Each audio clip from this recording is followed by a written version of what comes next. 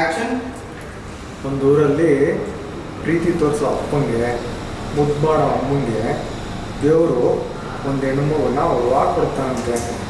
ತುಂಬ ವರ್ಷದಿಂದ ಮಗುನೇ ಆಗದೆ ಇದ್ದರಿಂದ ಆ ಹೆಣ್ಣು ಮಗುನ ರಾಣಿ ಥರ ನೋಡ್ಕೋತಾರಂತೆ.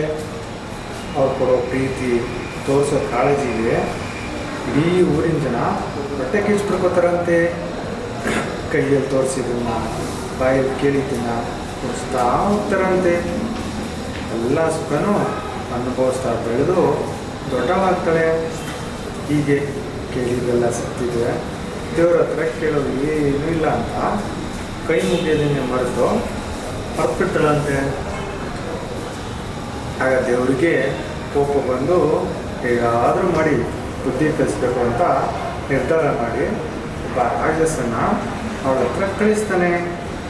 ಆ ರಾಕ್ಷಸ ಆ ಹುಡುಗಿಗೆ ಮೋಡಿ ಮಾಡಿ ಪ್ರೀತಿ ಪ್ರೇಮದಿಂದ ಆವರಿಸ್ಕೊಳ್ತಾನೆ. ಕೊನೆಗೆ ಅಕ್ಕರಿಗೆ ವಾತ್ಸಲ್ಯ ಕಾಳಜಿಯಿಂದ ತುಂಬಿದ ಅಪ್ಪ ಅಮ್ಮನ ಮಮತೆ ಒಡನ್ನು ಬಿಟ್ಟು ಆ ರಾಕ್ಷಸ ಜೊತೆ ಪ್ರೇಮದ ಪಚ್ಚಕ್ಕೆ ಓಡಿ ಹೋಗ್ತಾಳೆ.